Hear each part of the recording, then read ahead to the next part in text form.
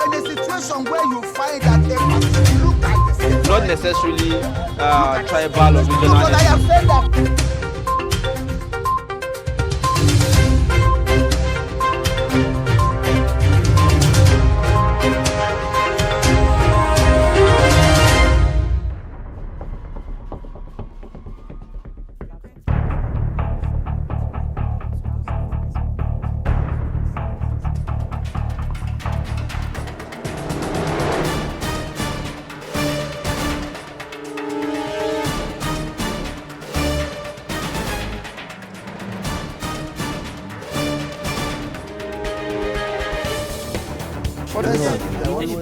That's great. You can see.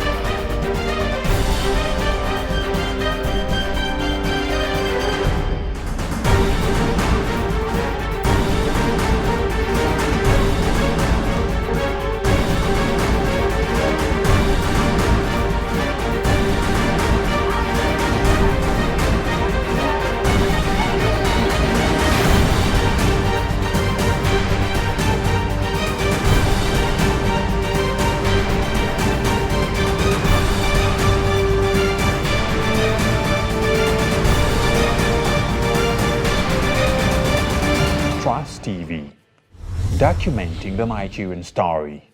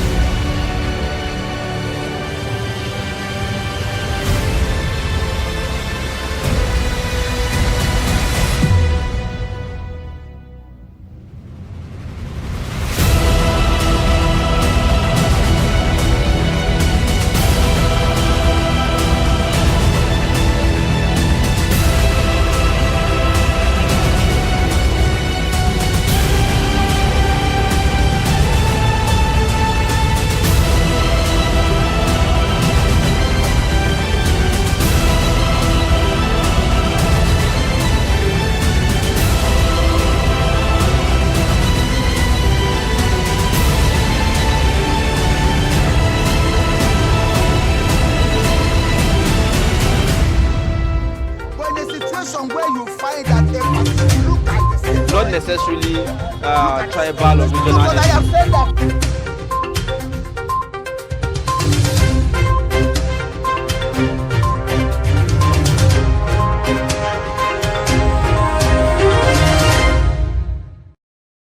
Welcome back, and thanks for staying with us on Daybreak right here on Trust TV. Well, we're going to take a look at the front pages of the newspapers this morning to see what the papers have for us. As usual, we're going to start with the Daily Trust newspaper, which carries this major headline on the front page. Naira depreciation takes toll on investors, worsens uncertainty. And riders here to say currency down by 11% in 1 week. It will negatively impact prices of commodities, say experts, and local content economic diversification the way out. Another headline right here on the front page of the Daily Trust says terrorists attack military checkpoint near Abuja. PDP reps back senators on Buhari's sacking. And inflation, WAEC hikes fees to 18,000 naira. And right below the masthead, insecurity, Nigerians have lost confidence in us, gravitating towards self-help. And that is attributed to the federal government. IDPs may join terrorists over poverty, dwindling resources, says Zulum. And Hanifa's killer, proprietor Abdul Malik, sentenced to death by hanging. Now, these are the major headlines on the front page of the Daily Trust newspaper this morning. Moving on to the Punch newspaper this morning. The major headline here is with politics. Presidential primaries. Buhari's ex-minister asks court to disqualify Tinubu Atiku. Majuba fought APC PDP primaries over statutory delegates votes buying. Says former Lagos State Governor. Ex-VP bribed delegates with dollars. You have pictures there of the security meeting with the president yesterday. Killings. Lawmakers knock Buhari. President meets security chiefs. And below that, we have Lagos leads as monkeypox spreads to 26 states. We struggle to feed Toby, pay her fees. Amusan's father. Governor's ticket tear Delta PDP apart. Ibori Okowa pathways. And above the name marks there, we have 78,549 aggrieved contributors dump PFAs, transfer 227 billion. FG implementation of NDDC forensic. FG begins implementation of NDDC forensic audit. 4.7 million get seen after FG call bans. And ADEX workers begin strike. Oil production shades 22,000 barrels per day. Passengers groan as 1 hour flight hits 75,000 naira. These are the major headlines on the front page of the Punch newspaper.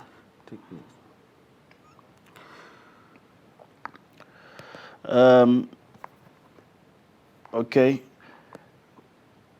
We move on to the next newspaper. We'll be looking at This Day newspaper.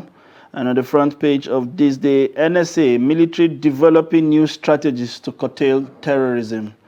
The writer there says there will be renewed momentum against insecurity. Admits Nigerians are tired, gravitating towards self-help. Promises those found wanting in Kujel jailbreak won't go unpunished. Guards Brigade orders kill 30 terrorists in Buhari. Atiku vows to rescue Zamfara from insurgency. Stop the killings, kidnapping, new camp president urges Buhari. PDP National Assembly caucus collecting signatures to impeach president. That's the major headline on This Day newspaper. And right above the name plate there, you have FG moves to begin implementation of 5% excise duty on telecom services. Above that, we have Shell post record quarterly profit of $11.5 billion. Total Energies, $9 billion. Nigeria misses out in oil windfall as NNPC spend revenue after oil theft on subsidies, leading to inability to remit funds to foreign reserves, thereby deepening Naira's woes. In the US, fuel currently sells for $2, and the UK it sells for $1.8 per liter. And these are the major headlines on the front page of This Day newspaper.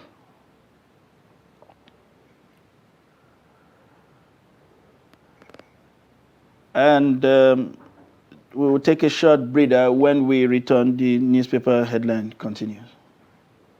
But in a situation where you find that they must look at the same, Not necessarily tribal or regional. because I have said that.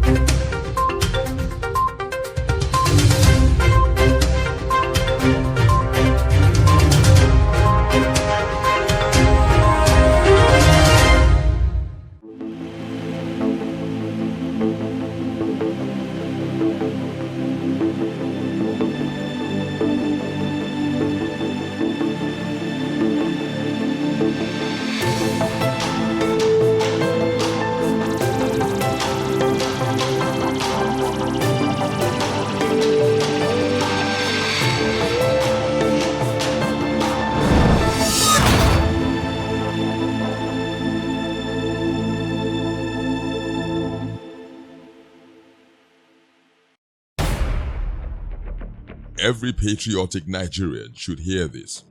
Any politician who means well for the people will never allow themselves or their supporters to engage in any violent, destructive activities. No politician who truly wants to serve the people and develop the nation will encourage his followers to destroy properties or take human lives before, during, or after the elections. The Nigerian public must watch out for these traits and isolate any politician who encourages supporters to engage in violence. No genuine politician or patriot will cause trouble and seek to destroy the very society which they aspire to lead or develop. Politicians who have the good of the people at heart will not allow themselves or their followers to engage in violence, destruction of properties, and then taking of lives. Be vigilant. By their words you shall know them. Shun violence. Stay away from politicians who want you to do so. Let's join hands to make the 2023 elections peaceful. This message. But in a situation where you find that a person look at the same, Not necessarily tribal or regional. but I have said that.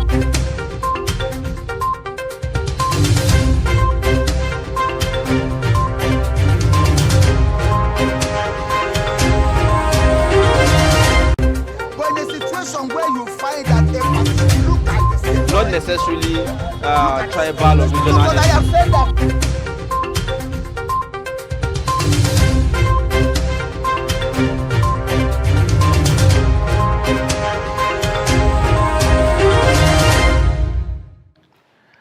Welcome back.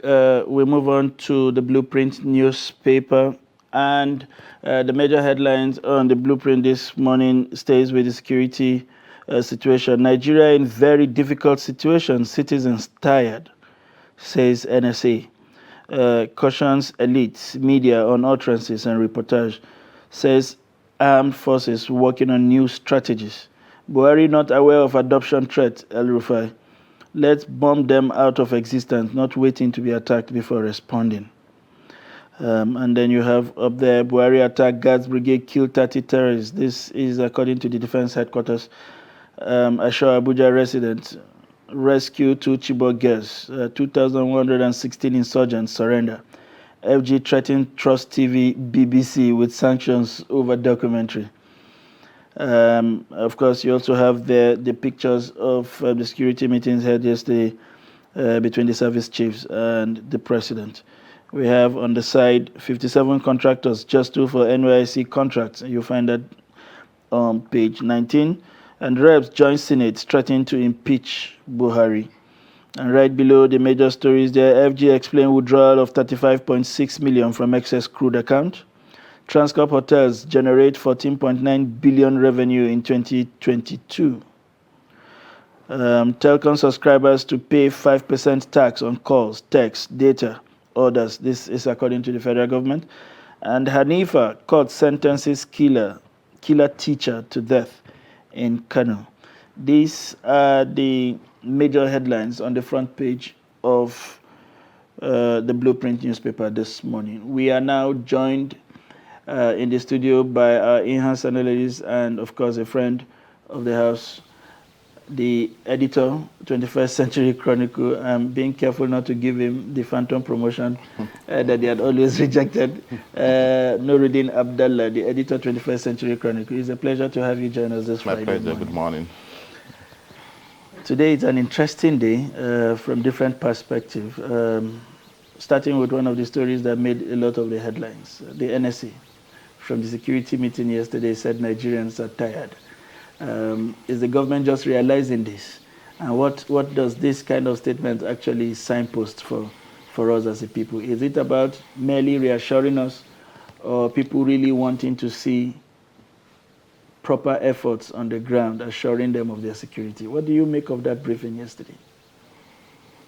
It is what the NSA says is nothing out of the ordinary. In fact, it was what was expected of him, because he has now transformed into a philosopher.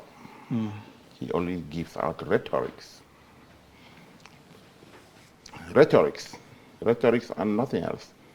And if you see the lengthy speech the man delivered, he said that he admitted that Nigerians are tired, and they have for a very long time resorted to self-help, and he is not the first person to say that. Unfortunately, that was not what we expected from the security advisor. She'd be at the boardroom there, you know, plotting operational, leading operational things and what have you. And the other thing he said, which he as usual, you know, he blamed the victims. He blamed us for not giving intelligence to the military. And he said that the war cannot be achieved, cannot be ended without intelligence by the locals. But that's why I faulted him. He's being clever by half, because 3 days ago, the number 5 man in succession hierarchy, the deputy speaker, the number 6, sorry, the deputy speaker of House of Representatives, at the plenary, it wasn't an executive session. It was a plenary open session. He said, he read it on the security briefing he received, that prior to the attack on the Kuje prison, the DSS has presented other intelligence security agencies with 44 intelligence reports on the attack. None of the 44 intelligence reports was activated by either the police, the military, or even the correctional service.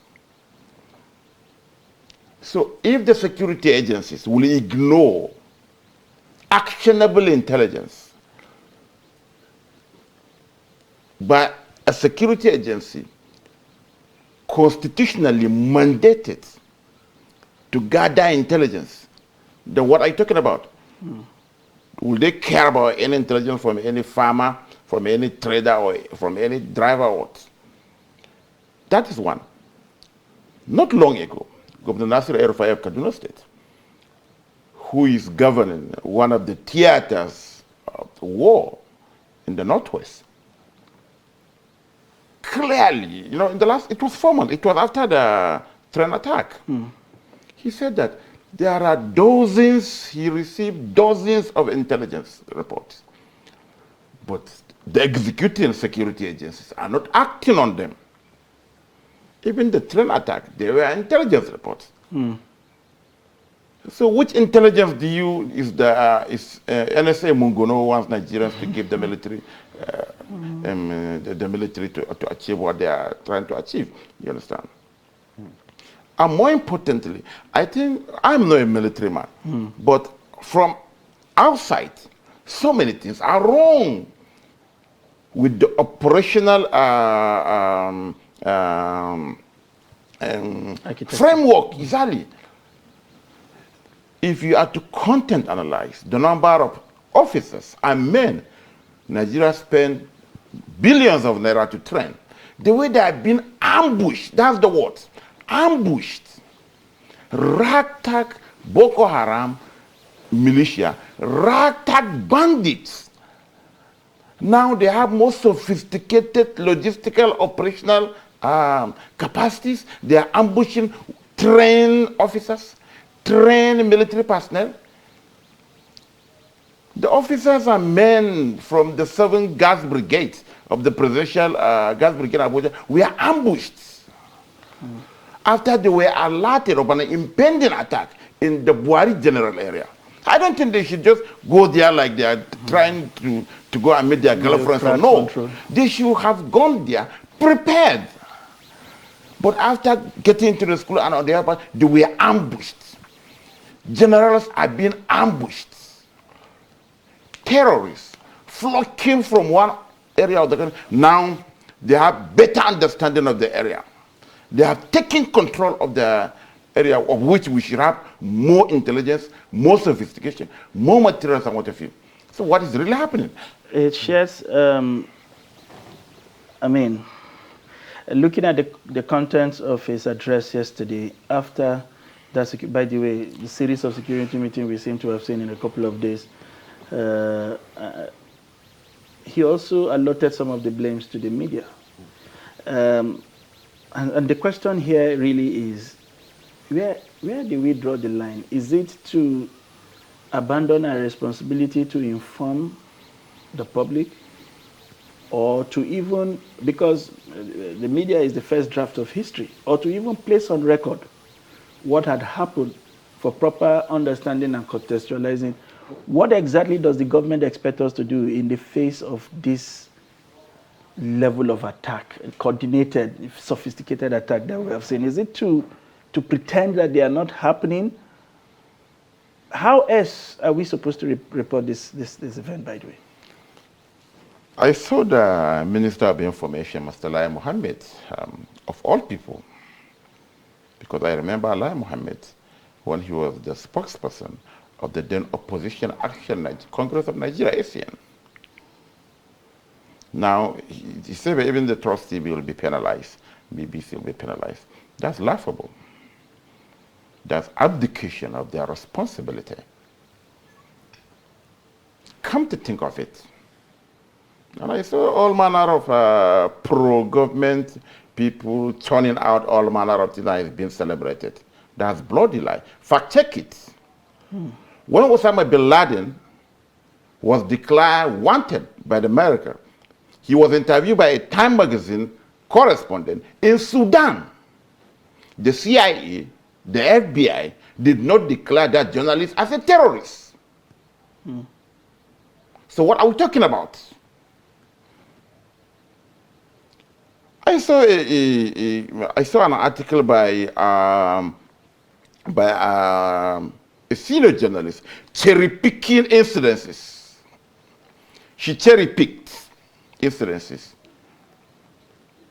to collaborate a particular narrative. But it is not. If journalists can have access to these bandit leaders, why not security agencies? Is it the fault of the media that a bandit with a 5 million bounty hanging on his neck will be crowned by a second-class traditional ruler in an open event that was attended by the local government chairman, by the security advisor to the governor of the state? Is it still the fault of the media? It was when the media reported it that a bandit with 5 million naira bounty hanging on his head was now crowned as the Sarkin Fulani of Endo Tondaji, that the government of Matewale hurriedly suspended the emir, what have you. Matewale's top aides were in attendance. Is it still the fault of the media? Unfortunately, well, we will leave that part of the judgment largely to the viewers at home to draw whatever conclusions they feel. Yeah, still talking about insecurity and insurgency and whatnot. It breeds a lot of problems, and we just saw on the front page the governor of Borno State actually bringing one of these problems to the fore, that these IDPs that are being created by this insecurity are could have the potential to serve as a fertile recruitment ground for this terrorist organizations and these terrorist groups, if not properly taken care of because of dwindling resources and what have you. What's your take on that? Yeah, the governor is right, because, like I said, yeah, thankfully, we got rid of Shekau, a bloodthirsty terrorist. But he was replaced by a more subtle, more sophisticated brand of terrorists. This is what, you understand? Go to the Birnangwari area now. There are reports that now Ansaru or ISWAP terrorists are now giving protection to communities, towns, and villages against bandits. So what do you expect? Absolutely. So there is almost zero absence of any semblance any representational symbol of government. That is why the Ansaru, they are more deadlier because, you know, they don't just attack people, I don't know. They recruit, they radicalize. Now in Birnungwari, yeah, I'm not even talking about the Northeast. There are communities now being protected by Ansaru terrorists against bandits. So what do you expect? Those communities, where do you think their allegiance will lie? To the Nigerian police that they don't see, or to the army that they don't go? There was a report some couple of days ago. In some border communities, in Zurmi local government, for instance, in Sokoto State, and some parts of Zamfara, that the communities rely on our neighboring security forces.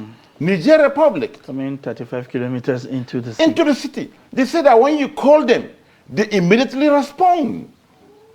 Unlike the case with our security forces. Yesterday, we got two reports. Whilst all of this was going on, one of an attack at a military checkpoint, a very important military checkpoint in Zuba. You know, that sort of greets you on arrival into the capital city or a major checkpoint before you exit. And there were sporadic gunshots that lasted for some hours, we understand. And the same yesterday, the defense quarters is saying 30 of those who ambushed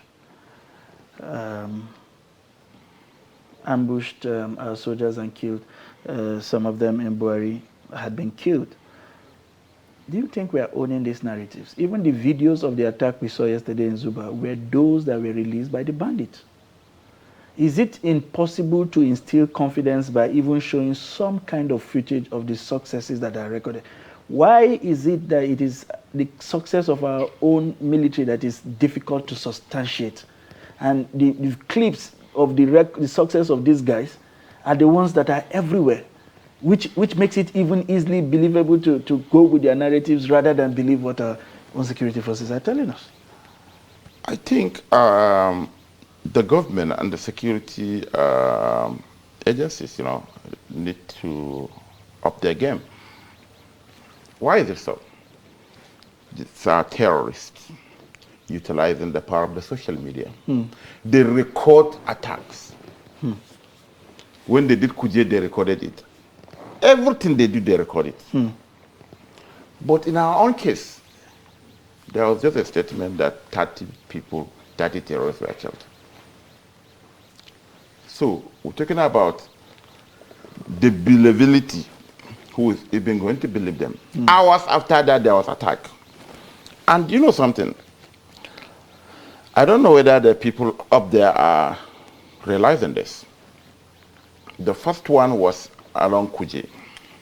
Before you come to Kuje, the capital city is protected by the presidential guards. It's the most elitist of the military armed forces in the country. They protect the president. There was a breach around Kuje. They did what they did, the facility, and they left. The second one was at Buari. Another artery into the capital city. Yesterday, that of Zuba. All these things are being manned by soldiers attached to the presidential guards brigade. Now there is only one artery that is left. The Karu-Kefi axis. So you know what that means. And we are sitting here blaming the media. So it was the media yesterday, it was the BBC documentary or Trust TV that released those footages on WhatsApp. No! These people utilize the social media very, very well. They send out those messages to millions of Nigerians without recourse to the newspapers or televisions. What we are losing the war on the front lines, and we are equally losing the war, even on the propaganda side. there is money, there are professionals at all these agencies that they should man this. But you just sit down, you say that how many people, 30 people like you. Who will even believe you? At the peak of Boko Haram, 2014, when the Chadians were deployed, you remember when you are liberating those towns and villages in Borno? They have not even Chadian journalists, but foreign journalists who were giving independent reports. And that's why if you contain alive, they say that they might kill 30. After 2 days, they will say they kill 40. How many are these terrorists? Well, that is quite an angle to actually look at it, and I think just like you said, you need to up their game when it comes to reporting of these kind of things. So let's move away slightly. Let's move away completely from the issue of insecurity, and the issue of security is quite depressing actually. But it's not really good news. What I want to talk about, the Naira. Yesterday we woke up to worrying reports that the Naira is now trading at 700 and something to a dollar. And we saw a headline right here that's saying the depreciation of the Naira is taking toll on investors and bringing uncertainty to the economy entirely. I mean, like, the economy already is depressed. It's taking a heavy hit. And now with the depreciation of the Naira, always at this, consistently going down, it's also threatening it as well. Investors are pulling out, local businesses are shutting down. I was speaking to somebody yesterday. He said before in like 2-3 months, it will start changing at 1,000 naira to a dollar if care is not taken. Is there any end in sight to this? I don't think so, unfortunately.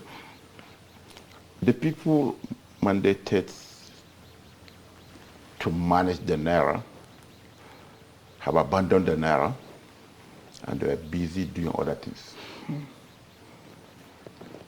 The chief manager of the Naira, remember, has abandoned his responsibility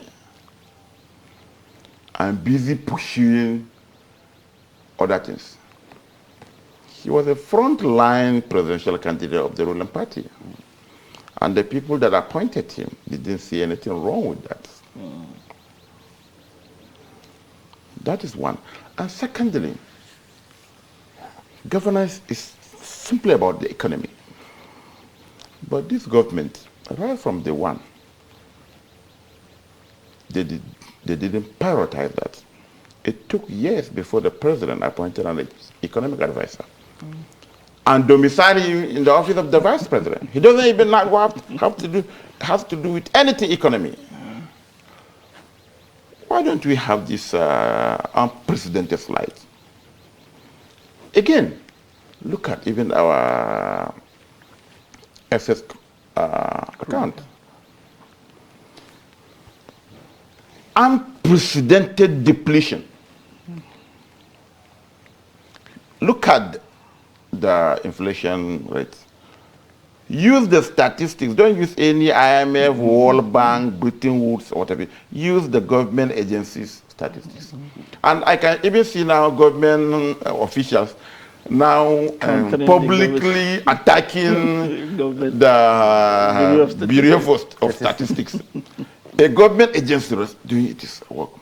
Things are really bad, understand? Like I said, apart from maybe the competence, I'm not just outrightly question the competence, even though the CBN governor is a banker, not an economist. Well, a lot of people argue that this economic woes is a global thing. The war in Russia and Ukraine and everybody else is tightening its belts, and the rest of it is not only a Nigerian thing. Yes, that is half correct and half not correct. Ask the people that are buying things from Cotonou, the car dealers, how much is the Naira exchanging with the CFA? Niger Republic, their condition isn't as worse as we do have here. The Ukraine war started how many months ago? If I'm not mistaken, this government inherited the Naira at about 170.